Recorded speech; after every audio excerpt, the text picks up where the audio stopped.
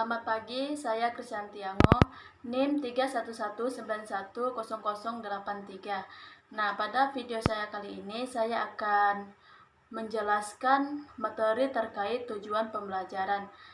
Di sini saya sebagai ketua dari kelompok 2. Nah, adapun materi yang akan saya sampaikan yaitu mengenai tujuan pembelajaran. Jadi, tujuan pembelajaran itu sangat penting dalam proses belajar mengajar.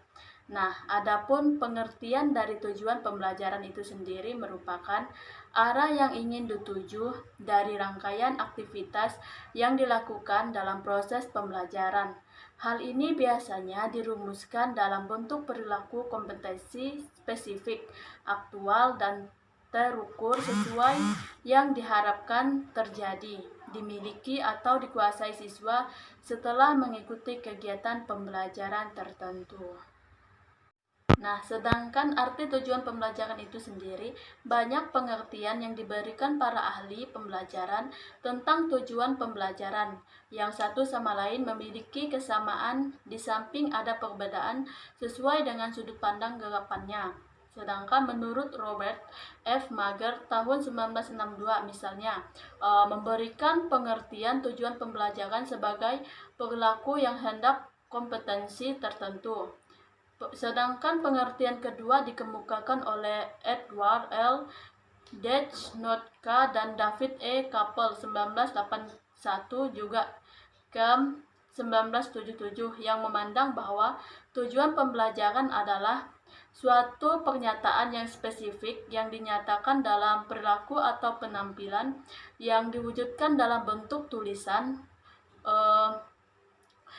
untuk menggambarkan hasil belajar yang diharapkan. Nah, perilaku ini dapat berupa fakta yang konkret serta dapat dilihat dan fakta yang tersamar. Definisi ketiga dikemukakan oleh Fred Percival dan Henry Ellington tahun 1984, yakni tujuan pembelajaran adalah suatu pernyataan yang jelas dan menunjukkan penampilan atau keterampilan siswa tertentu yang diharapkan dapat dicapai sebagai hasil belajar. Nah, kemudian dari definisi di atas dapat disimpulkan bahwa ketiganya mempunyai pendapat yang sama karena unsur-unsur yang dipakai untuk merumuskan definisi dan cara perumusannya sama. Adapun manfaat dari tujuan pembelajaran itu sendiri yaitu dalam Permendiknas RI nomor 52 tahun 2008 tentang standar proses disebutkan bahwa tujuan pembelajaran memberikan petunjuk untuk memilih isi mata pelajaran, menata urutan topik-topik, mengalokasikan waktu, petunjuk dalam memilih alat-alat bantu pengajaran dan prosedur pengajaran, serta menyediakan ukuran atau standar untuk mengukur prestasi belajar siswa. Sedangkan upaya merumuskan tujuan pembelajaran dapat memberikan manfaat tertentu, baik bagi guru maupun siswa. Menurut Nana Syaudih Sukmadinata tahun 2002 mengidentifikasikan 4 manfaat dari tujuan pembelajaran, yaitu yang pertama, memudahkan dalam mengkomunikasikan maksud kegiatan belajar mengajar kepada siswa, sehingga siswa dapat melakukan perbuatan belajarnya secara lebih mandiri. Nah, sedangkan yang kedua itu memudahkan guru memilih dan menyusun bahan ajar. Yang ketiga itu memudahkan guru menentukan kegiatan belajar dan media pembelajaran. Yang keempat, memudahkan guru mengadakan penilaian. Mengapa guru harus menyatakan tujuan pembelajaran? Yang pertama itu karena guru harus mengetahui tujuan pembelajarannya agar dapat melakukan pemilihan materi yang pertama, yang kedua itu metode, dan yang ketiga itu pemilihan media. Sedangkan tujuan itu akan mengarahkan guru dalam memilih materi, metode, dan media, dan urutan kegiatan pembelajaran. Mengetahui tujuan pembelajarannya sendiri juga menjadikan guru memiliki komitmen untuk menciptakan lingkungan belajar sedemikian rupa sehingga tujuan itu dapat dicapai. Sebagai alasan penting lain untuk menyatakan rumusan tujuan adalah membantu menjamin evaluasi yang benar. Guru tidak akan tahu apakah siswanya telah mencapai sebuah tujuan kecuali guru itu mutlak yakin apa tujuan yang hendak dicapai. Tujuan pembelajaran sebagai kontrak antara guru dan siswa, yaitu tanpa tujuan pembelajaran yang eksplisit, siswa tidak akan tahu apa yang diharapkan dari mereka. Apabila tujuan dinyatakan dengan jelas dan spesifik, pembelajaran dan pengajaran menjadi berorientasi pada tujuan. Nah, sedangkan sesungguhnya pernyataan tujuan dapat dipandang sebagai suatu kontrak antara guru dan siswa. Inilah tujuan pembelajarannya. Tugas saya sebagai guru adalah menyediakan aktivitas pembelajaran yang cocok untuk pencapaian tujuan itu. Tanggung jawab kamu sebagai siswa adalah berpartisipasi dengan sungguh-sungguh dalam aktivitas pembelajaran itu. Sedangkan format ABCD tujuan pembelajaran, yaitu tujuan pembelajaran yang dinyatakan dengan baik mulai dengan menyebut audiens, peserta didik, untuk siapa tujuan itu dimaksudkan. Tujuan itu kemudian mencantumkan behavior atau kemampuan yang harus didemonstrasikan dan condition seperti apa perilaku atau kemampuan yang akan diamati. Akhirnya tujuan itu mencantumkan genre, keterampilan baru itu harus dicapai dan diukur, yaitu dengan standar seperti apa kemampuan itu dapat dinilai. Sedangkan satu itu audiens. Premis utama pengajaran sistematik adalah fokus pada apa yang dilakukan siswa, bukan apa yang dilakukan guru. Ya, pembelajaran paling mungkin terjadi bila siswa aktif, baik secara mental, memproses ide-ide, atau secara fisik, berlatih keterampilan. Karena tercapainya tujuan bergantung kepada apa yang dilakukan siswa. Maka tujuan pembelajaran mulai dengan menyatakan kemampuan siapa yang akan berubah, sebagai misal siswa kelas 9 atau peserta workshop pembelajaran inovatif. Yang kedua itu behavior. Inti tujuan pembelajaran adalah kata kerja yang mendeskripsikan kemampuan baru yang akan dimiliki audiens setelah pengajaran. Kata kerja dapat paling jelas mengarahkan perhatian guru jika kata kerja itu dinyatakan sebagai perilaku yang dapat diamati. Nah, sedangkan condition, pernyataan tujuan seharusnya memasukkan kondisi-kondisi saat siswa melakukan kinerja yang dievaluasi, sebagai misal apakah siswa diizinkan untuk menggunakan catatan atau membuka buku saat mengidentifikasi variabel dalam sebuah hipotesis.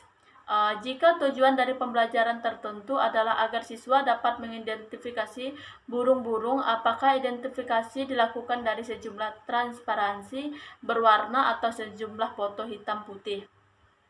Sedangkan genre, yaitu persyaratan terakhir tujuan pembelajaran yang dirumuskan dengan baik adalah rumusan itu menunjukkan standar atau kriteria, yaitu kriteria yang digunakan untuk menilai kinerja siswa. Misalnya tingkat kecermatan atau ketuntasan, seperti apa yang harus diperagakan siswa. Nah, apakah kriteria itu dinyatakan dalam istilah kualitatif atau kuantitatif? Kriteria itu seharusnya didasarkan pada persyaratan dunia nyata. Sebagai misal, siswa dapat meloncat melewati mistar setinggi 175 cm, atau siswa dapat merencanakan eksperimen untuk menguji sebuah hipotesis, sebuah rincian tugas kinerja yang ditentukan. Sekian pembahasan materi dari saya dan dilanjutkan oleh pemateri kedua. Salam sejahtera untuk kita semua. Perkenalkan, nama saya Rara Bravilia Cherry, NIM 311910132. Pada kali ini saya akan menjelaskan materi yang kedua, yaitu materi ajar. Apa itu materi ajar? Materi ajar terdiri dari dua kata, yaitu materi dan ajar. Dalam Kamus Besar Bahasa Indonesia 2001, materi diartikan dengan benda, bahan, atau segala sesuatu yang tampak. Sedangkan ajar diartikan dengan petunjuk yang diberikan kepada orang supaya diketahui. Jadi, materi ajar diartikan sebagai sesuatu yang tampak, sebagai petunjuk yang diberikan kepada peserta didik berupa materi yang akan diterima oleh peserta didik. Ada dua hal penting yang harus kita pahami sebagai prasyarat menyusun materi ajar, yaitu yang pertama, memahami pengertian dan contoh-contoh dari fakta, konsep, prinsip, dan prosedur. Yang kedua, keterampilan untuk menuliskan butir-butir materi sesuai dengan rumusan indikator. Prinsip-prinsip pengembangan materi ada 3. Yang pertama ada kesesuaian atau relevansi, yang kedua ada keajengan atau konsistensi, dan yang ketiga ada kecukupan atau adequacy. Nah, yang berikutnya ada acuan pengembangan materi. Yang pertama, tingkat perkembangan. Tingkat perkembangan ada 4, yaitu tingkat sensori motor pada umur 0 sampai 2 tahun. Yang kedua, tingkat praoperasional pada umur 2 sampai 7 tahun. Yang ketiga, tingkat operasi konkret pada umur 7 sampai 11 tahun. Yang keempat, tingkat operasi formal pada umur 11 tahun ke atas. Yang kedua ada potensi peserta didik. Potensi peserta didik dibagi menjadi 5. Yang pertama ada karakteristik umum, yang kedua kompetensi khusus, yang ketiga orientasi konteks, yang keempat pembelajaran konteks, yang kelima transfer konteks. Yang berikutnya ada karakteristik daerah. Sebagai suatu daerah yang sangat luas dan memiliki berbagai ciri khas, baik ditinjau dari fisik maupun non-fisik, maka proses pendidikan di Indonesia harus mampu mengadopsi berbagai karakteristik unggul dan luhur dari masing-masing daerah. Jika dilihat dari fisiknya, maka daerah Indonesia akan dapat dikategorikan menjadi daerah pegunungan, dataran rendah, atau pesisir. Ketiga daerah tersebut tentu akan mempengaruhi masyarakat dalam kehidupannya sehari-hari. Yang berikutnya ada struktur keilmuan. Menurut Suprayogo, mengembangkan struktur keilmuan bahwa hasil observasi eksperimen dan penalaran logis merupakan landasan utama ilmu pengetahuan. Untuk menjadi pijakan yang kuat adalah sesuatu yang berasal dari Tuhan. Dalam hal ini adalah Al-Quran dan Hadits. Kemudian ada aktualitas, kedalaman, dan keluasan materi. Aktualitas bermakna sebagai tingkat keunggulan materi. Ilmu pengetahuan selalu mengalami perbaruan melalui proses observasi, penelitian, dan penalaran logis.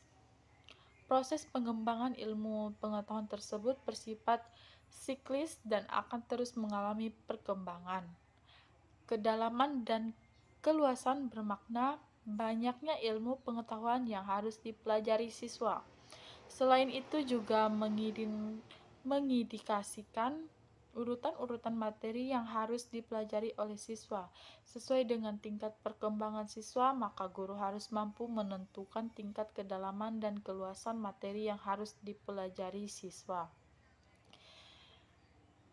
Yang ketiga ada hal-hal pokok materi ajar. Hal-hal pokok materi ajar dibagi menjadi 4, yaitu fakta, konsep, prinsip, dan prosedur. Yang pertama yaitu fakta. Terdapat beberapa pengertian fakta menurut beberapa ahli, di antaranya adalah Merrill. Merrill mengartikan bahwa fakta yaitu sifat dari suatu gejala, peristiwa, benda yang wujudnya dapat ditangkap oleh panca indera. Fakta merupakan pengetahuan yang berhubungan dengan data-data spesifik atau tunggal, baik yang telah maupun yang sedang terjadi, yang dapat diuji atau diobservasi. Yang kedua ada konsep. Pada dasarnya konsep memiliki dua sifat, yaitu nyata atau konkret, berwujud dan abstrak. Konsep nyata mengandung aspek kebendaan atau kasat mata, sedangkan konsep abstrak mengandung aspek usul, gagasan, pandangan, atau pendapat seseorang terhadap sesuatu hal. Yang ketiga ada prinsip. Prinsip adalah berupa penjelasan atau ramalan atas kejadian di dunia ini dan menyangkut hukum sebab akibat dengan sifat hubungan korelasi untuk menginterpretasikan kejadian khusus. Sejalan dengan definisi tersebut, penulis menggunakan pengertian yang diungkapkan oleh Debdiknas bahwa prinsip yaitu berupa hal-hal utama, pokok, dan memiliki posisi terpenting, meliputi dalil, rumus, adagium, postulat, paradigma, teorema, serta hubungan antar konsep yang menggambarkan implikasi sebab akibat. Dan yang terakhir yaitu prosedur.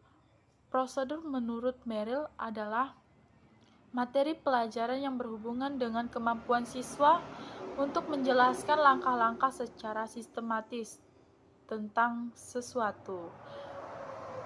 Prosedur menurut Dewi Salma Prawiradilga diartikan dengan isi atau materi tentang pelaksanaan suatu pekerjaan atau tugas yang berurutan.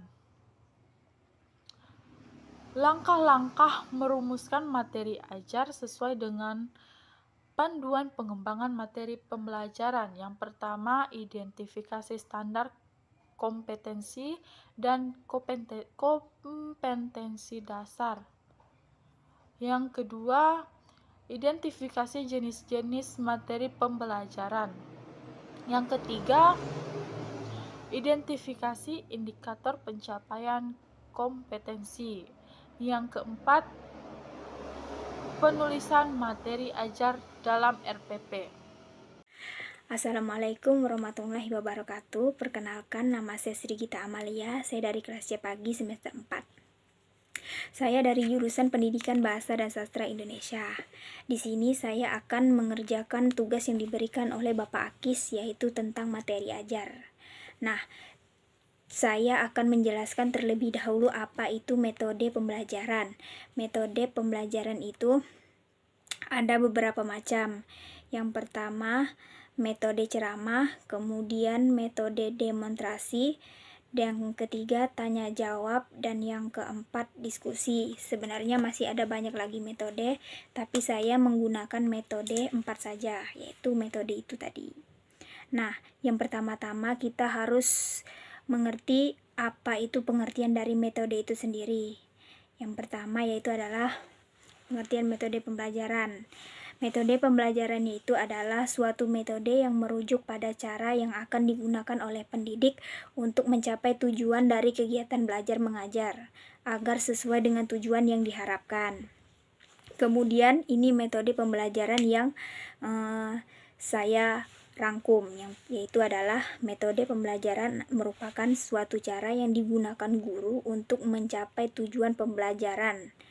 Nah, kemudian saya merangkum juga yaitu metode pembelajaran menurut secara luasnya, yaitu adalah ilmu yang mempelajari cara-cara untuk melakukan aktivitas sebuah lingkungan yang terdiri dari pendidik dan peserta didik untuk saling berinteraksi dalam melakukan suatu kegiatan, sehingga proses belajar dalam pembelajaran berjalan dengan baik, dalam arti tujuan pengajaran tercapai. Kemudian fungsi dari metode pembelajaran. Yang pertama, untuk menciptakan kondisi pembelajaran yang memungkinkan peserta didik memperoleh kemudahan. Yang kedua, mewujudkan dan menyajikan bahan ajar berupa media yang relevan atau yang baik. Nah, yang ketiga, pedoman yang logis dan rasional yang disusun oleh guru bagi para siswa.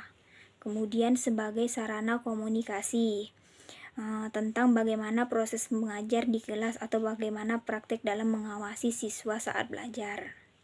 Nah, kemudian ada 5 indikator pembelajaran yang efektif, yaitu pengelolaan pelaksanaan pembelajaran, kemudian proses komunikatif, kemudian respon peserta didik, yang ke-5 aktivitas belajar, dan yang ke-6 hasil belajar. Kemudian kita masuk ke macam-macam metode pembelajaran. Yang pertama, metode ceramah. Metode ceramah ini seperti metode yang mengajar dengan menyampaikan informasi melalui lisan. Menyampaikan informasi pengetahuan secara lisan, seperti guru berbicara tanpa melibatkan sebuah audio.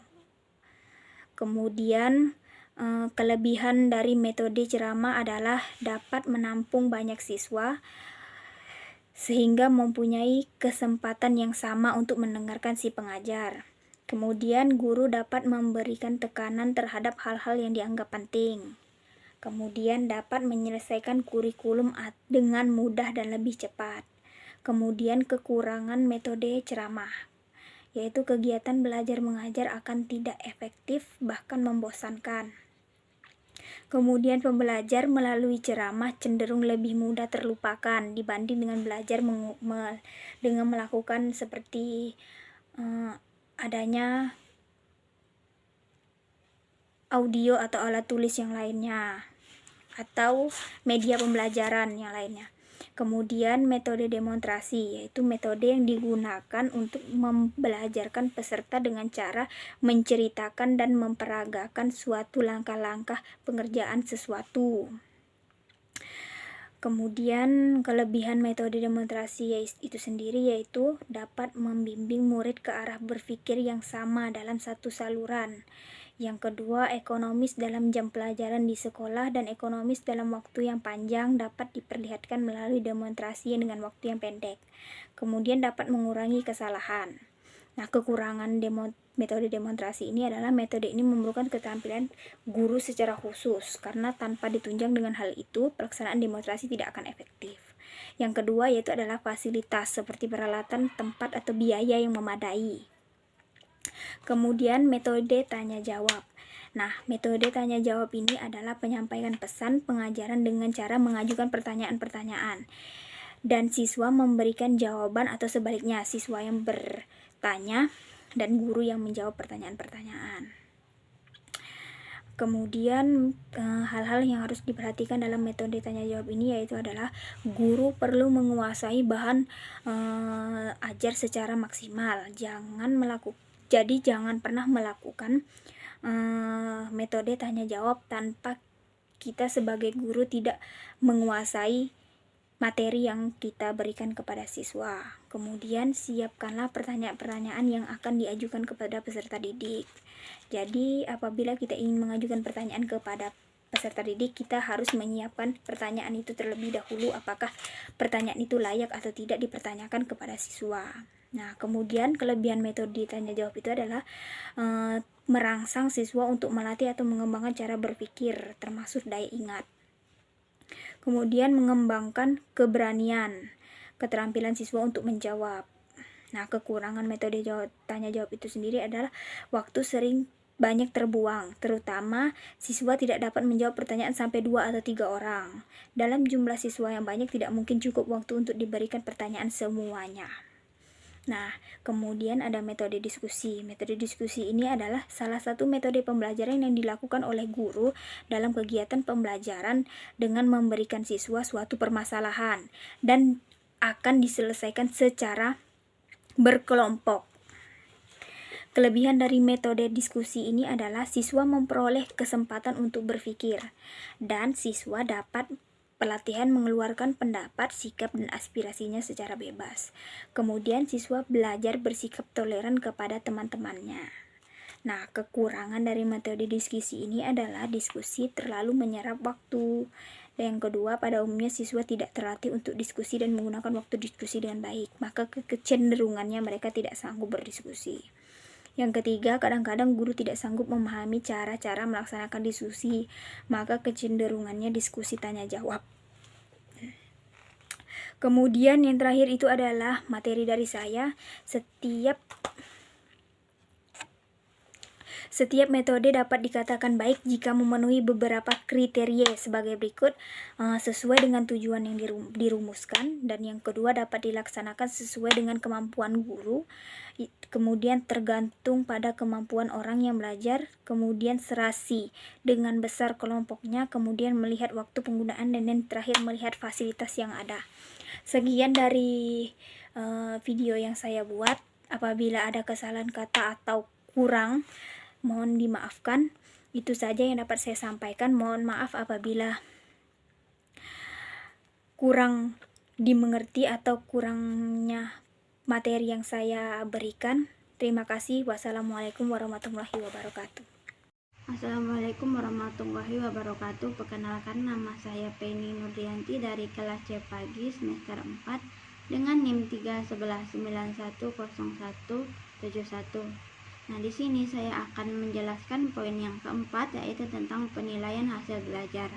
Nah, adapun pengertian dari penilaian hasil belajar adalah proses pengumpulan informasi atau data tentang pencapaian pembelajaran peserta didik dalam aspek sikap, aspek pengetahuan, dan aspek keterampilan yang dilakukan secara terencana dan sistematis, yang dilakukan untuk memantau proses kemajuan belajar dan perbaikan hasil belajar melalui penugasan dan evaluasi hasil belajar.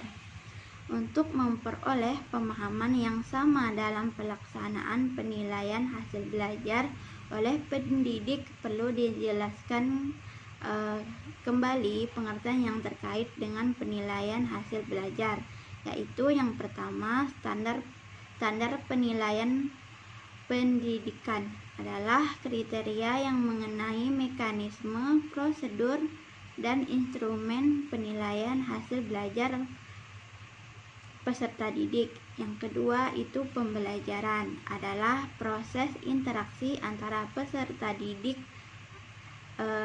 dengan pendidik dan sumber belajar pada suatu lingkungan belajar. Yang ketiga, penilaian adalah proses yang dilakukan untuk mengukur pencapaian kompetensi peserta didik secara berkelanjutan dalam proses pembelajaran untuk memantau kemajuan dan perbaikan hasil belajar peserta didik.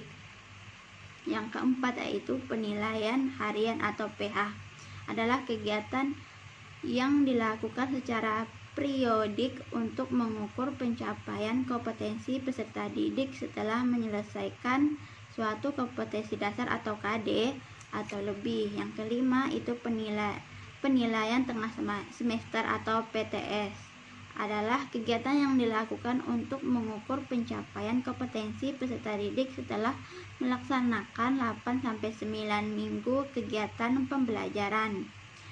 Cangkupan penilaian tengah semester meliputi seluruh indikator yang merepresentasikan keseluruhan KD pada periode tersebut. 6. Penilaian akhir semester atau PAS adalah kegiatan yang dilakukan untuk mengukur pencapaian kompetensi peserta didik di akhir semester. Cangkupan akhir semester meliputi seluruh indikator yang merepresentasikan seluruh KD atau pada periode tersebut. 7. Ujian adalah kegiatan yang dilakukan untuk mengukur pencapaian kompetensi peserta didik sebagai pengakuan prestasi belajar dan penyelesaian dari suatu satuan pendidikan. 8. Penilaian hasil belajar peserta didik pada pendidikan dasar dan pendidikan menengah meliputi aspek sikap, pengetahuan, dan keterampilan. Nah, yang ketiga itu prinsip-prinsip penilaian hasil belajar, yaitu yang pertama itu PALID. mampu mengukur apa yang seharusnya diukur, yaitu pencapaian kompetensi yang ditetapkan dalam standar isi dan standar kelulusan. Yang kedua itu objektif, tidak dipengaruhi oleh subjektivitas penilaian. Pembedaan agama, sosial, ekonomi, budaya, bahasa, gender, hubungan emosional. Yang ketiga itu transparan prosedur. Nah, kriteria dan dasar pengambilan keputusan dapat diketahui semua pihak yang berkepentingan. Yang empat, adil, tidak menguntungkan atau merugikan peserta didik tertentu karena alasan bersifat subjektif. Yang kelima itu terpadu, salah satu komponen yang tidak terpisahkan dari kegiatan pembelajaran. Yang keenam itu menyeluruh dan berkesinambungan, mencangkup semua aspek kompetensi dan menggunakan teknik penilaian yang sesuai. 7 itu sistematis, berencana dan bertahap sesuai langkah-langkah yang baku. 8 bermakna, mudah dipahami, memiliki arti, bermanfaat, dapat ditindaklanjuti guru, siswa, guru dan orang tua atau pihak yang terkait lainnya. Yang kesembilan itu adalah ulangan harian atau UH untuk menilai atau mengukur pencapaian kompetensi setelah menyelesaikan satu kompetensi dasar atau KD. Yang ke-10 ulangan tengah semester atau UTS untuk mengukur pencapaian kompetensi peserta didik setelah melaksanakan 8-9 minggu kegiatan pembelajaran dengan cangkupan seluruh indikator yang mempresentasikan kompetensi dasar atau KD periode tersebut. Nah, yang ke-11 itu ujian akhir semester UAS untuk mengukur pencapaian kompetensi peserta didik di akhir semester dengan cangkupan seluruh indikator yang mempresentasikan semua KD semester tersebut. 12 ulangan kenaikan kelas untuk mengukur pencapaian kompetensi peserta didik di akhir semester genap dengan cangkupan seluruh indikator yang mempresentasikan semua KD pada semester tersebut. Nah, mungkin ini saja yang dapat saya sampaikan, kurang dan lebihnya saya mohon maaf. Wassalamualaikum warahmatullahi wabarakatuh. Selamat siang dan salam sejahtera. Perkenalkan, nama saya Filipa Ona, kelas C pagi semester 3, NIM 3119100052. Baik, di sini saya akan membacakan materi saya yang bagian nomor 4, yaitu bentuk-bentuk perencanaan pembelajaran. Nah, di sini untuk bentuk-bentuk perencanaan pembelajarannya ada guru yang berperan sebagai perencana harus dapat memutuskan bentuk perencanaan yang sesuai dengan ruang lingkup pekerjaan yang dibebankan kepada guru. Nah, jadi di sini juga ada Makian yang atau Omar Hamalik 1980 membagi bentuk-bentuk perencanaan ke dalam 3 bagian, yaitu perencanaan jangka panjang, perencanaan jangka pendek, dan unit pembelajaran. Untuk lebih jelasnya, di sini saya akan menjelaskan yang di bagian perencanaan jangka panjang. Maksud dari perencanaan ini adalah mengembangkan dan memelihara perspektif yang berkenaan dengan kompetensi secara menyeluruh tentang pembelajaran yang akan diberikan.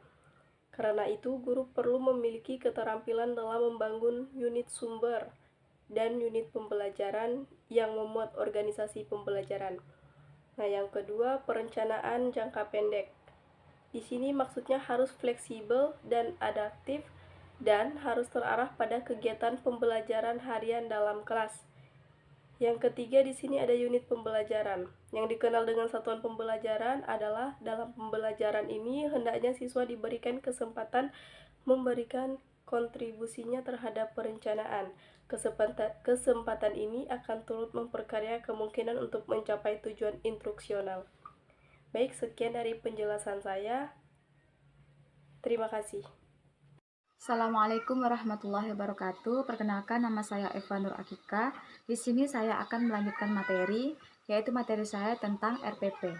Tujuan RPP di sini adalah untuk mengarahkan kegiatan proses belajar mengajar dalam mencapai kompetensi dasar.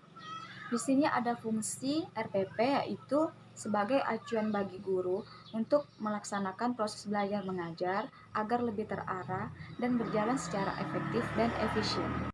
Baiklah, di sini saya akan menjelaskan RPP. RPP atau rancangan pelaksanaan pembelajaran adalah pegangan seorang guru dalam mengajar di dalam kelas.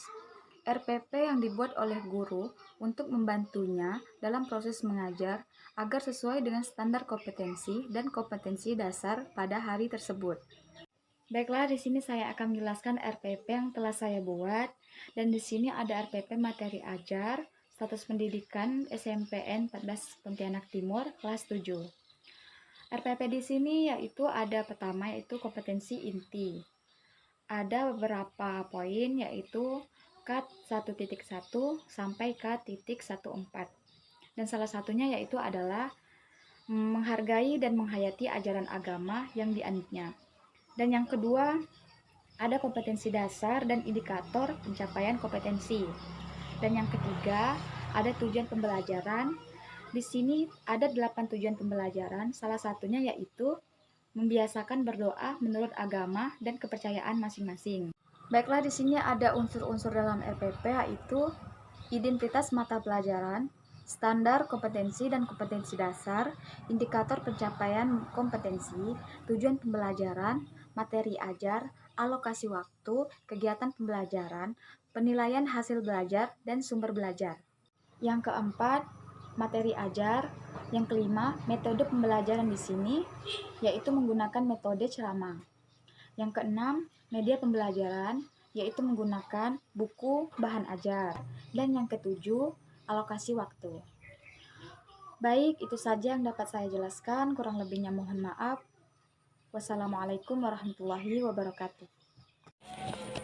Selamat siang, perkenalkan nama saya Nawita Melin, NIM 31911010115, kelas C pagi semester 4. Di sini saya akan menjelaskan tentang materi ke-7, langkah-langkah penyusunan silabus. Setiap komponen yang harus disusun dalam sebuah silabus dapat dijelaskan sebagai berikut. Yang pertama, 1. Mengkaji standar kompetensi dan kompetensi dasar. Kompetensi dasar adalah pengetahuan, keterampilan, dan sikap minimal yang harus dicapai oleh siswa untuk mewujudkan bahwa siswa telah menguasai standar kompetensi. Dasar merupakan penjabaran dari standar kompetensi. Dalam standar kompetensi sudah ada dalam standar isi. Dengan demikian, tugas pengembangan silabus adalah menganalisis standar penempatan kompetensi dasar tidak harus selalu sesuai dengan urutan yang ada dalam standar isi. Mengkaji SK dan KD mata pelajaran sebagaimana tercantum pada SI dengan memperhatikan hal berikut. 2. Mengkaji materi pokok atau materi pembelajaran. Materi pokok disusun untuk pencapaian tujuan karena materi pokok dipilih sesuai dengan kompetensi dasar yang harus dicapai dan diidentifikasi materi pembelajaran yang menunjang pencapaian KD dengan mempertimbangkan, yaitu A. Potensi peserta didik, B. Karakteristik mata pelajaran, C. Relevansi dengan karakteristik daerah, D. Tingkat perkembangan fisik, intelektual, emosional, sosial, dan spiritual peserta didik, E. Kebermanfaatan bagi peserta didik, F. Struktur keilmuan, G. Akulitas, kedalaman, dan keluasan materi pembelajaran, H. Relevansi dengan kebutuhan peserta didik, tuntunan lingkungan, I. Relevan dengan alokasi waktu yang tersedia, J. Merumuskan kegiatan pembelajaran. Kegiatan pembelajaran adalah aktivitas belajar siswa baik kegiatan fisik, kegiatan non-fisik, termasuk kegiatan mental yang dilakukan baik di dalam maupun di luar kelas untuk mencapai standar kompetensi dan kompetensi dasar tertentu. Sekian penjelasan materi dari saya. Terima kasih. Assalamualaikum warahmatullahi wabarakatuh. Nama saya Novia Sulandari, NIM 311910116, mahasiswa IKI PGRI Pontianak. Baiklah, di sini saya mendapatkan sebuah tugas mata kuliah Perencanaan Pembelajaran Bahasa Indonesia, dosen pengampu Bapak Akis Yuliansa, Magister Pendidikan. Dan di sini saya mendapatkan sebuah materi, yaitu tentang materi ajar. Baiklah, saya akan menjelaskan apa itu materi ajar. Materi ajar adalah segala bentuk materi yang digunakan untuk membantu guru atau instruktur dalam melaksanakan kegiatan belajar mengajar. Ada pula yang menyatakan bahwa materi ajar merupakan seperangkat materi atau substansi pelajaran yang disusun secara sistematis, menampilkan sosok utuh dari kompetensi yang akan dikuasai siswa dalam kegiatan pembelajaran. Materi yang dimaksud bisa berupa materi tertulis maupun materi yang tidak tertulis. Dengan materi ajar, memungkinkan siswa dapat mempelajari suatu kompetensi dasar secara sistematis, sehingga siswa mampu menguasai semua kompetensi secara utuh dan terpadu. Materi ajar merupakan informasi, alat, dan teks yang diperlukan guru untuk perencanaan dan penelaahan implementasi pembelajaran. Jenis-jenis materi ajar. Yang pertama, materi ajar cetak. Yang kedua, materi ajar dengar atau audio. Yang ketiga, bahan ajar pandang dengar. Yang keempat, materi ajar interaktif. Materi ajar menurut cara kerjanya. Yang pertama, materi ajar yang diproyeksikan. Yang kedua, materi ajar yang tidak diproyeksikan. Dan yang ketiga, materi ajar audio.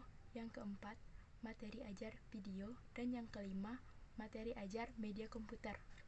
Lanjut, materi ajar menurut sifatnya. Yang pertama, ada materi ajar berbasis cetak. Yang kedua, ada materi ajar berbasis teknologi. Yang ketiga, ada materi ajar yang dipergunakan untuk praktek atau proyek. Dan yang keempat, ada materi ajar yang dibutuhkan untuk keperluan interaksi manusia. Ada 3 konsep materi ajar, yaitu yang pertama, menganalisis, yang kedua, adaptasi materi ajar, dan yang ketiga, adopsi materi ajar. Manfaat dari materi ajar yang didapat oleh guru yakni dapat mengembangkan materi ajar sendiri, dan untuk siswa dapat lebih memahami materi yang disampaikan. Sekian dan terima kasih.